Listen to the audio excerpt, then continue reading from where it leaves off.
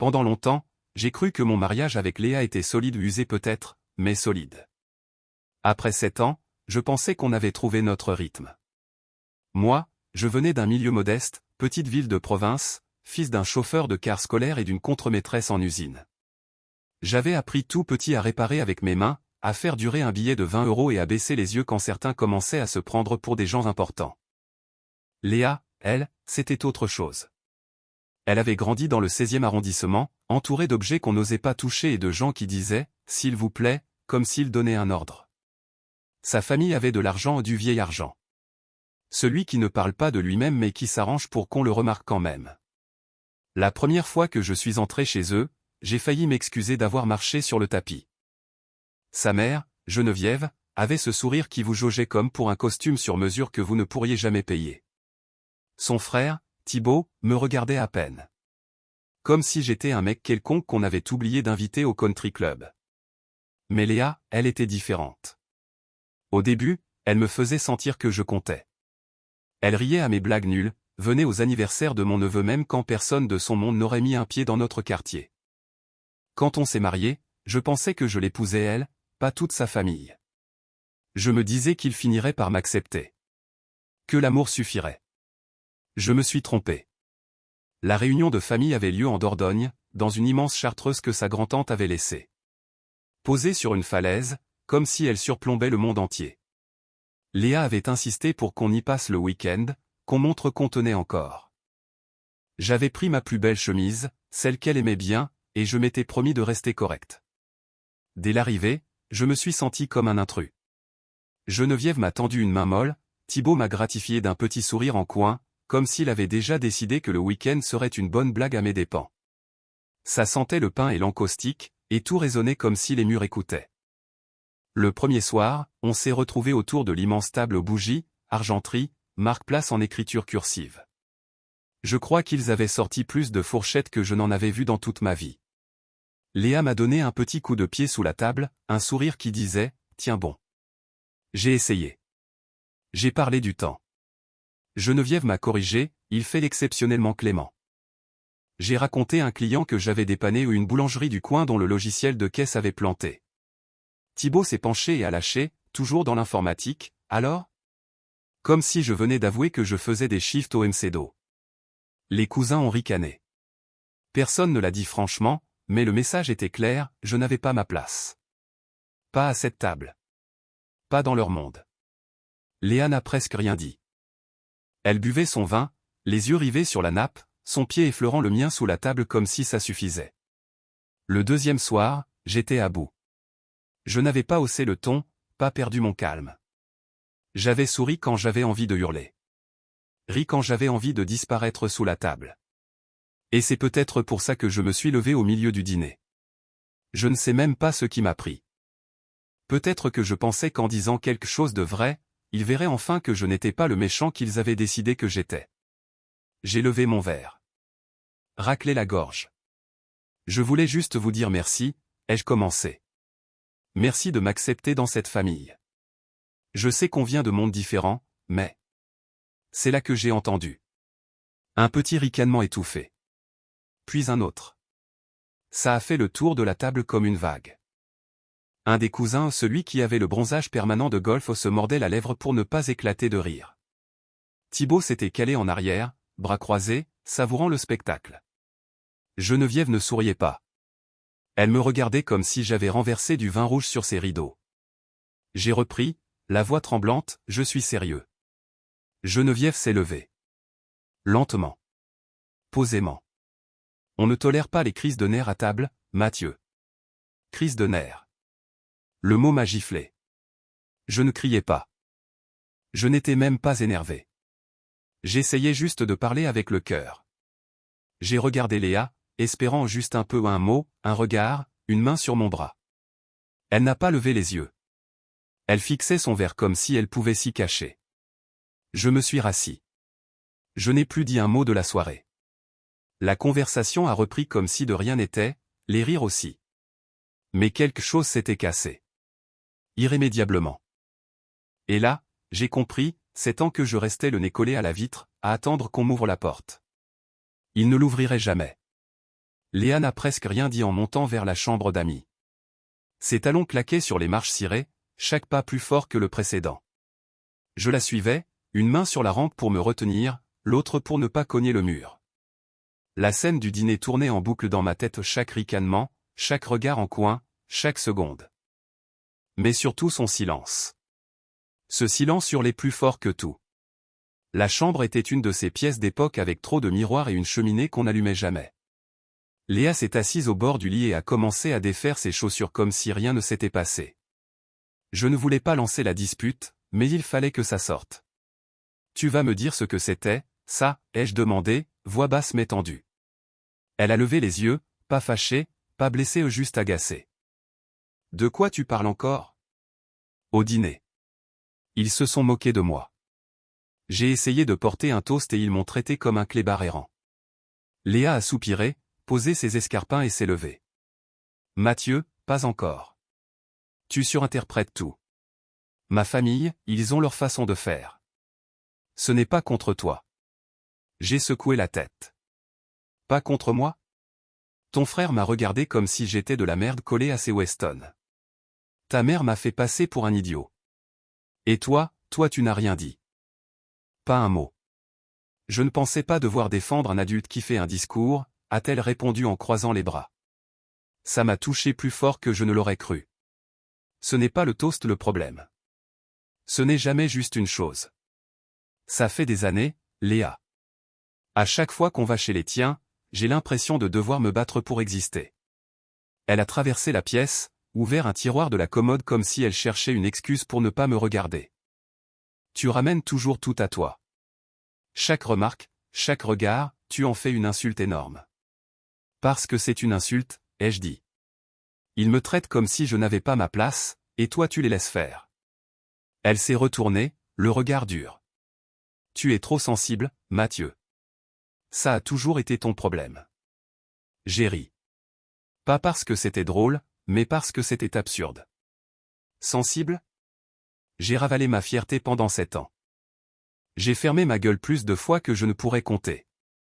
J'ai encaissé chaque remarque acide, chaque compliment tordu, chaque invitation qui ressemblait à un défi. Et pourtant tu es là, a-t-elle répliqué, à jouer la victime dans la maison de ma famille. Quelque chose a claqué en moi. Comme le dernier verrou d'une serrure. J'en ai fini, ai-je dit doucement. Elle a cligné des yeux. Fini de quoi? De faire semblant. De sauter par-dessus les obstacles pour des gens qui ne me verront jamais autrement que comme une erreur de parcours.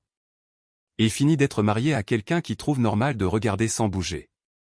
Sa mâchoire s'est crispée. Tu ne le penses pas.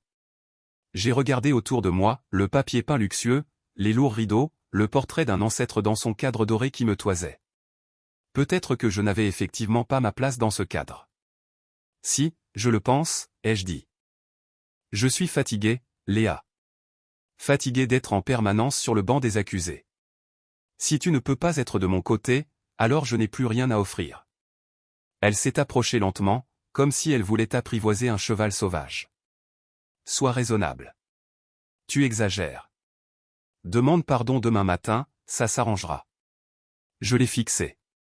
Demander pardon? Elle a hoché la tête. Ça arrangerait beaucoup de choses. Et voilà. Sa branche d'olivier n'en était pas une. C'était une laisse. Pardon ou tout perdre. Courber l'échine et rentrer dans le rang. Accepter les miettes et sourire. J'ai reculé. J'ai pris mon vieux sac Eastpak dans le placard, je l'ai ouvert. Sans me presser. J'ai plié 2-3 chemises, pris ma brosse à dents, mon rasoir. Léa me regardait, immobile. Tu ne vas pas vraiment le faire, a-t-elle murmuré. Je n'ai pas répondu. Mes mains faisaient le travail toutes seules. Portefeuille, clé, téléphone. Un dernier regard autour de la pièce. Quand je me suis dirigé vers la porte, elle a répété. Mathieu. Je me suis arrêté. Je l'ai regardé. Son visage n'était plus en colère. Il était effrayé. Mais c'était trop tard. Je ne suis pas fâché, ai-je dit. Plus maintenant. Juste, fini. Et je suis sorti. J'ai descendu les marches qui grinçaient, longé le couloir sombre où leurs photos de famille étaient accrochées comme des médailles, et j'ai franchi la porte vers la nuit froide. Mon souffle faisait des nuages. Je n'avais aucun plan. Juste un plein d'essence et un cœur qui avait enfin arrêté de supplier. Je n'ai pas claqué la porte. Je n'ai pas dit au revoir. Je suis simplement parti. Je n'avais aucun plan cette nuit-là. Juste un besoin urgent, silencieux de mettre le plus de kilomètres possible entre eux et moi. J'ai roulé jusqu'à ce que le soleil commence à pointer au-dessus des collines, jusqu'à ce que mes yeux piquent et que ma tête bourdonne. Je me suis arrêté sur une aire d'autoroute près de Limoges, je me suis passé de l'eau froide sur le visage, j'ai pris un café brûlé au distributeur et je me suis assis sur un banc en béton à regarder passer les camions. C'est là que j'ai ouvert mon téléphone et que j'ai réservé le premier vol disponible. Peu importe la destination. Il fallait juste que je sorte de là. C'était pour Bordeaux. Je n'étais jamais allé plus loin que quelques week-ends à la côte atlantique. Je savais juste que c'était loin, que ça sentait l'océan et que ça changeait d'air. Je me suis dit, pourquoi pas? Rien ne me retenait à l'est. Pas de maison où retourner. Pas de voix que j'avais envie d'entendre. À l'aéroport, j'étais assis à la porte d'embarquement pendant que le monde s'agitait autour de moi, des mamans avec des poussettes, des costards au téléphone, des couples qui se disputaient pour des sandwichs. Je me sentais comme un fantôme qui regardait une vie continuer sans lui. Je n'ai répondu à aucun appel. Le nom de Léa clignotait sans arrêt. Geneviève aussi. Même Thibaut a essayé une fois, ce qui m'a surpris. J'ai éteint le téléphone. Le silence n'avait jamais été aussi bruyant, mais c'était exactement celui dont j'avais besoin. Atterrir à Bordeaux, c'était comme changer de planète. L'air était plus humide, plus propre. Terre mouillée, pin, océan pas très loin. Je n'ai pas traîné en ville. J'ai loué une voiture et j'ai roulé vers l'ouest jusqu'à ce que la côte apparaisse par bribes entre les arbres. J'ai fini par arriver dans un petit port, Saint-Georges-de-Didonne. Ça ressemblait à une carte postale ancienne ou une rue principale, 2-3 cafés, une boutique de pêche, des maisons basses patinées par le sel et le vent. J'ai trouvé un motel basique en bord de route, le genre qui n'avait pas changé depuis les années 80. Moquette usée, télécommande cassée, radiateur qui tout sautait. Mais c'était calme. Et pour une nuit, c'était à moi. Debout au milieu de la chambre, j'ai lâché mon sac et, pour la première fois depuis longtemps, j'ai respiré vraiment. À fond. Le soir, assis sur le minuscule balcon avec une bière tiède du distributeur, j'ai regardé le soleil plonger dans l'océan. Le ciel est passé du rose au doré, et pendant un instant, la douleur dans ma poitrine s'est atténuée. Je n'ai pas pleuré. Mais quelque chose s'est débloqué à l'intérieur. Comme si j'avais enfin mis assez de distance entre moi et ce que j'avais laissé derrière. Le lendemain matin, j'ai rallumé mon téléphone. Il s'est illuminé de messages et de vocaux. Le dernier texto de Léa était court, « Tu ne peux pas disparaître comme ça ». J'ai fixé les vagues qui s'écrasaient au bout du parking. Puis j'ai ouvert ma messagerie et j'ai tapé. Je vais bien. Je ne reviens pas, contacte mon avocat. J'ai envoyé. Sans formule, sans signature. Rien à expliquer. Ensuite j'ai supprimé son numéro. Ceux de sa famille. Toutes les photos, les fils de discussion, les rappels d'agenda liés à cette vie. Comme si je vidais une pièce dans laquelle j'étais enfermé depuis des années. La poussière numérique partit en quelques clics. J'ai acheté un téléphone bas de gamme dans un bureau de tabac, payé en liquide. Un nouveau numéro. Personne ne le connaissait. Je ne voulais pas qu'on me retrouve. Pas tout de suite. Peut-être jamais. Les jours suivants, j'ai marché le long de la côte jusqu'à ce que mes pompes soient usées et mes pensées apaisées. Le village ne posait pas de questions. Les gens hochaient la tête en croisant, mais personne ne fouinait. J'ai acheté des vêtements dans une friperie, je me suis fait couper les cheveux par un vieux monsieur qui m'a pris 10 € et qui se fichait d'où je venais. Je suis resté dans ce motel plus longtemps que prévu. Le sel dans l'air, le bruit des vagues la nuit, ça m'a posé. J'ai commencé à écrire dans un carnet. Juste des pensées. Ce que j'avais perdu. Ce que j'avais accepté. Ce que je ne tolérerais plus. Je n'avais pas de plan précis pour la suite. Je savais juste une chose, je ne retournerai pas. Ni vers Léa. Ni vers cette maison pleine de regards froids et de sourires forcés. Ni vers cette vie où j'étais toujours à moitié un homme aux yeux des autres. La Charente-Maritime m'a offert ce que je n'avais pas ressenti depuis longtemps. Pas le pardon, pas la paix. Juste de l'espace. De la place pour respirer. De la place pour me souvenir de qui j'étais avant de m'excuser d'exister. Et ça, je n'étais pas prêt de le lâcher. Pour personne. Trouver un logement n'a pas été simple au début. Saint-Georges de Didonne n'était pas rempli d'annonces longue durée, surtout pour quelqu'un qui ne voulait pas trop expliquer. La plupart des locations étaient des cabanes de plage saisonnières ou des maisons de famille gardées depuis 3 générations. Mais parfois, la chance fait des détours.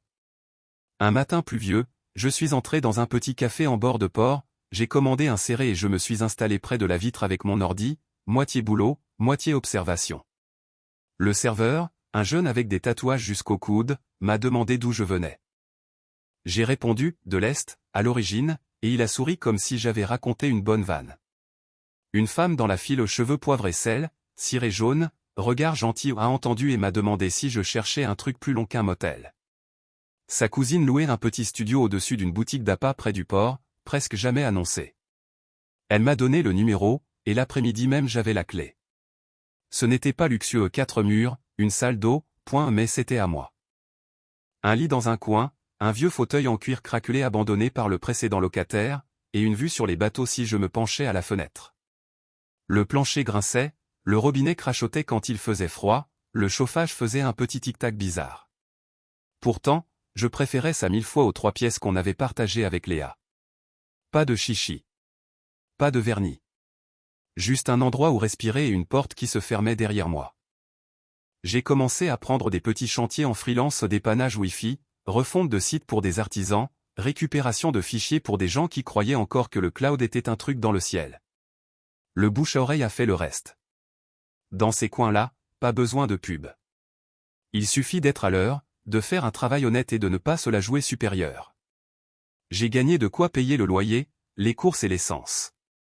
Ce n'était pas prestigieux, mais c'était propre. Ça ressemblait à construire avec mes mains, même si mes outils étaient devenus une souris et un clavier. Je ne savais pas que j'avais besoin de calme jusqu'à ce que je l'ai. Il n'y avait aucun drame à Saint-Georges. Personne qui cherchait à en mettre plein la vue. Les gens étaient gentils, discrets, un signe de la main, ça mord aujourd'hui, t'as besoin d'un coup de main. Le jeudi soir, je prenais toujours la même table au bistrot du port. La serveuse, Monique, se souvenait de ma commande, plat du jour, frites, sans sauce. Au bout d'un moment, on m'a invité à la belote dans l'arrière-salle de la boutique de pêche. J'ai perdu 12 € en pièces, mais j'ai eu l'impression d'avoir gagné beaucoup plus. C'est à peu près à ce moment-là que j'ai adopté un chien au refuge de Saujon. Un bâtard taille moyenne, robe fauve, oreille trop grande. Je l'ai appelé Nestor, comme le chien de Tintin. Il s'est adapté en 2 heures matinée à renifler les algues sur la plage, après-midi à ronfler sur le tapis comme s'il était né ici. Ce silence me laissait réfléchir. Et dans ce vide, une idée a commencé à germer. La plupart des chantiers que je faisais consistaient à réparer les dégâts des autres. Site trop lourd, système rafistolé au Chatterton, commerçant prisonnier de plateforme qui se fichait d'eux. Un soir, pendant que Nestor ronflait près du radiateur, j'ai noté 3 mots sur un carnet, simple. Honnête. À toi. Ce n'était pas encore un slogan. Mais c'était un début. J'ai commencé à construire en douce au tard le soir, entre 2 clients. Je ne cherchais pas à faire fortune.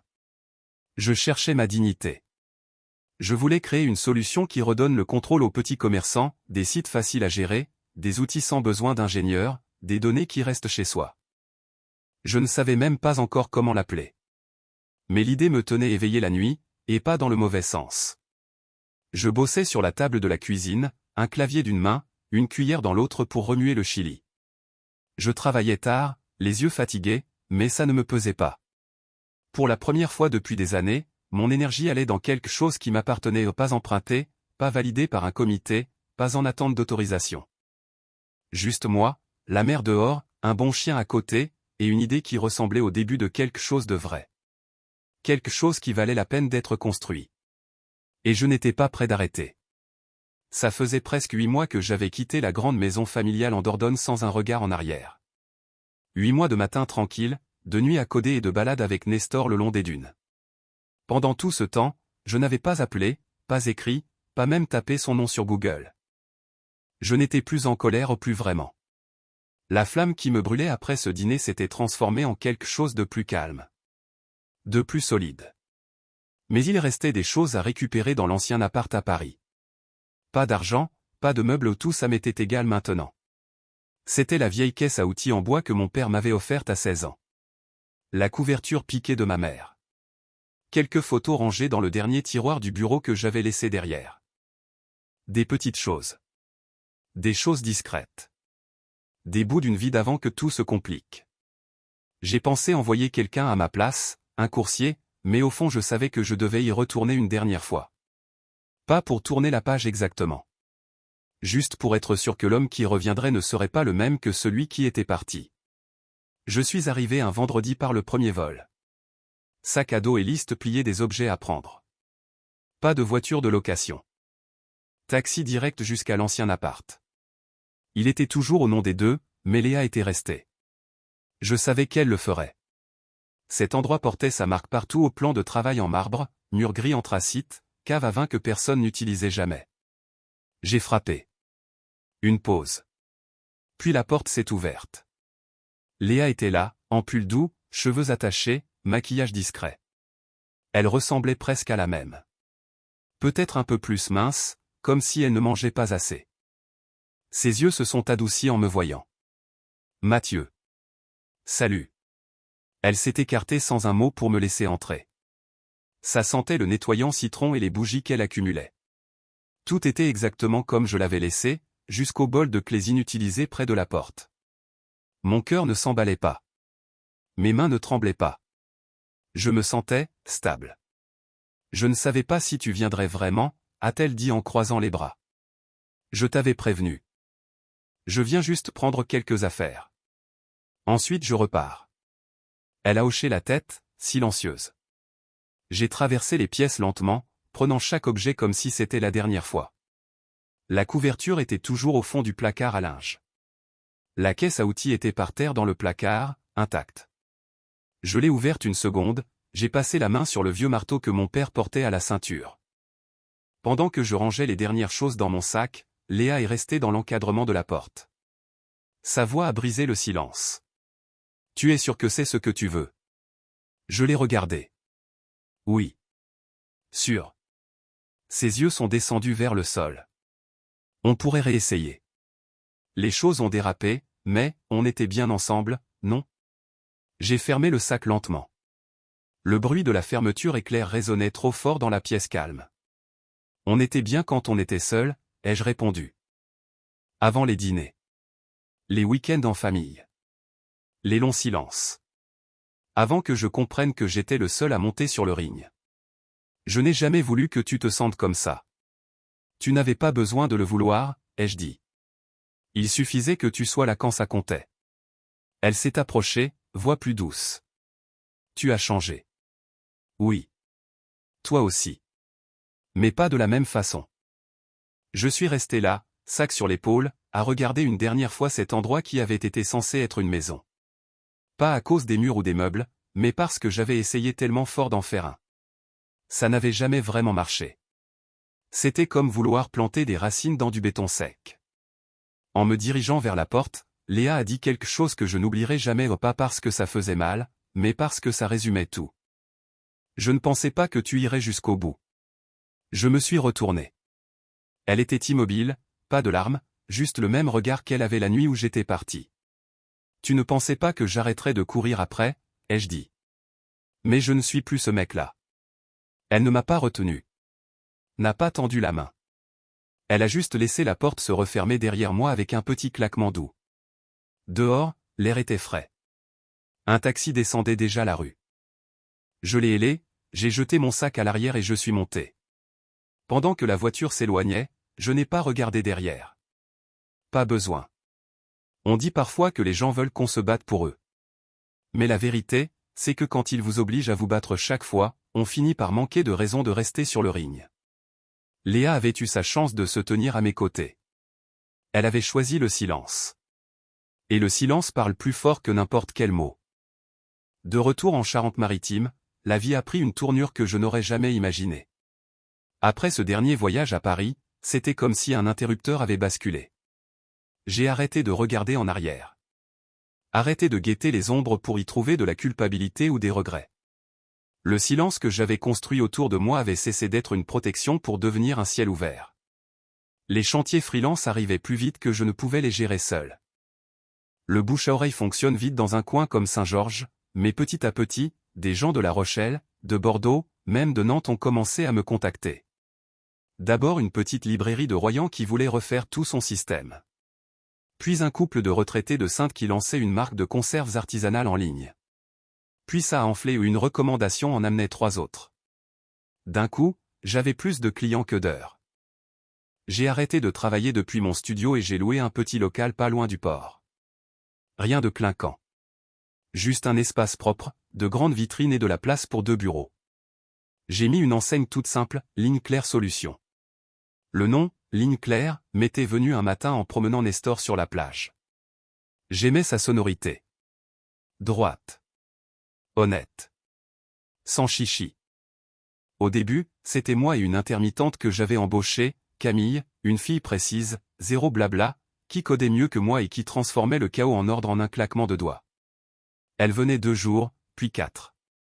6 mois après, j'ai pris 2 personnes de plus, un graphiste, Simon, et un commercial, Karim, qui vendait des bateaux avant et qui trouvait que vendre du numérique était moins dur pour le dos. On n'avait pas l'air de grand-chose, une équipe en polaire et jean, café imbuvable et écran dépareillé aux maisons livrées. Prix juste, disponibilité, respect pour chaque client. Pas de fumée corporate.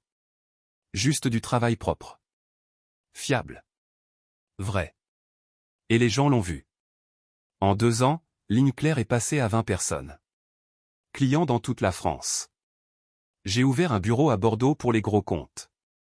Recruter une RH. Passer aux fiches de paie au lieu des chèques griffonnés.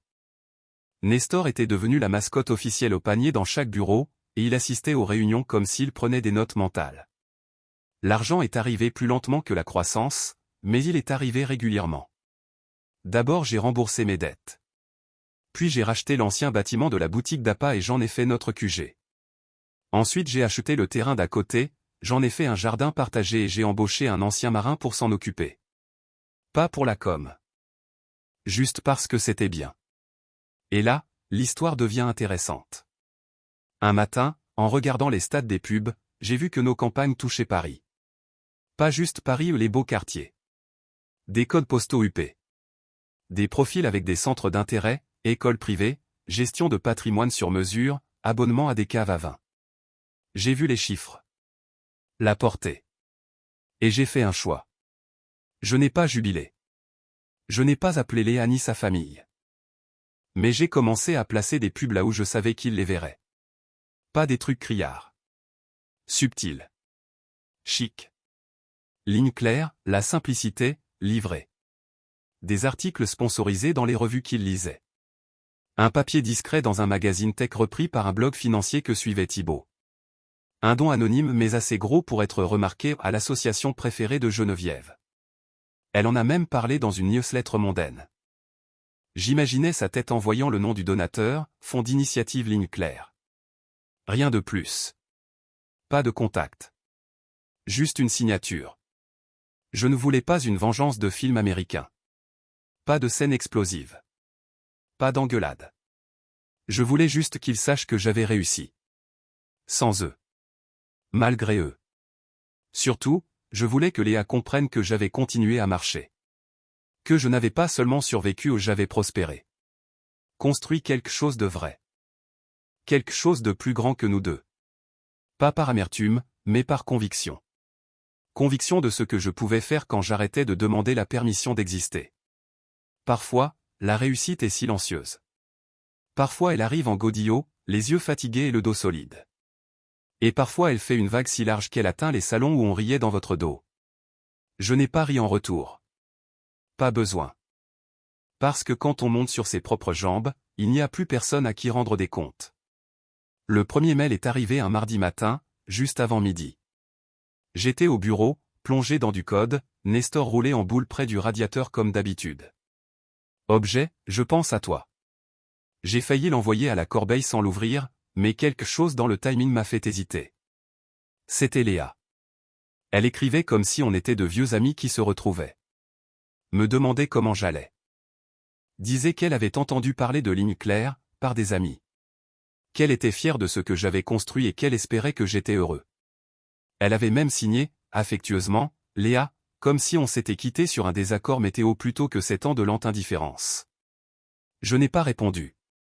2 jours plus tard, un autre message. Plus personnel. Elle parlait de la couverture que j'avais prise, disait qu'elle manquait dans la maison. Me demandait si je marchais toujours sur la plage le soir. Disait que Nestor avait toujours été un amour. Celle-là se terminait par « Si tu repasses dans le coin, j'aimerais bien prendre un café. » Sans pression. Juste discuter. Je l'ai laissé non lu. Une semaine après, le vrai changement est arrivé. Geneviève s'y est mise. Pas directement, bien sûr, où elle ne s'abaisserait jamais à m'écrire elle-même. Mais j'ai commencé à recevoir des messages détournés. Une ancienne collègue de Léa m'a contacté sur LinkedIn pour me dire que Geneviève avait parlé de moi dans un gala, en disant que son gendre était devenu un bel entrepreneur. Qu'elle avait toujours su que j'avais du potentiel. J'ai failli éclater de rire. Thibaut m'a même envoyé une invitation LinkedIn, suivie d'un message, ça serait sympa de se recroiser. Bravo pour Ligne Claire. Le même qui me demandait un jour si je savais faire un vrai nœud de cravate voulait maintenant faire du réseau. Ça n'est pas venu d'un coup. Ça a goûté, une chose après l'autre, comme une marée qui essaie d'atteindre le rivage. D'abord une carte de vœux dans une enveloppe argentée, signée « La famille Desmarais », avec un petit mot « Tous nos vœux de réussite ». Puis une invitation à un dîner caritatif à Paris, le genre de truc où on m'emmenait avant dans un costume qui grattait toujours. Et puis la dernière salve une lettre manuscrite de Léa. Ça m'a surpris plus que tout. Enveloppe crème, son nom écrit avec soin au dos. À l'intérieur, elle parlait du temps qui donne du recul. De la façon dont elle avait failli. De ses regrets de ne pas s'être tenue à mes côtés quand j'en avais eu besoin. Pas de supplication. Juste un appel doux, plein de souvenirs et de « peut-être ». Elle disait que j'étais devenu quelqu'un que sa famille respectait enfin. Et voilà. Pas « quelqu'un que je respecte ». Pas « quelqu'un que j'admire ». Quelqu'un qu'il respectait enfin. Ce n'était jamais à propos de moi. C'était à propos de l'histoire qu'il pouvait raconter maintenant.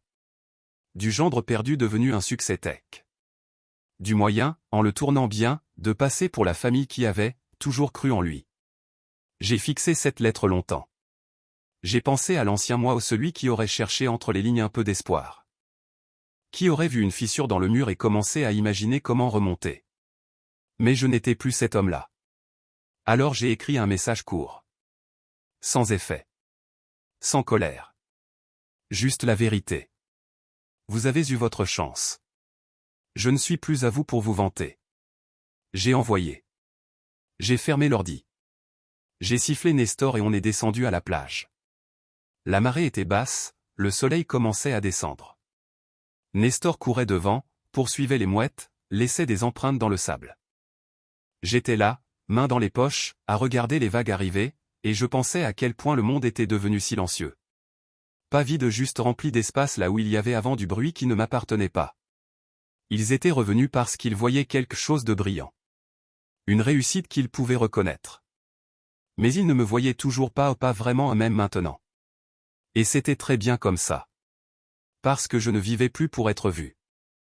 Je vivais parce que j'avais enfin appris à tenir debout tout seul, sans qu'on me tire dans tous les sens. Je n'étais plus l'homme qui se tenait à cette table de dîner, suppliant qu'on l'accepte.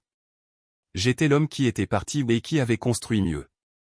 Aujourd'hui, je me réveille au son des vagues qui cognent la falaise. Le vent arrive du large, porte l'odeur salée directement dans ma chambre.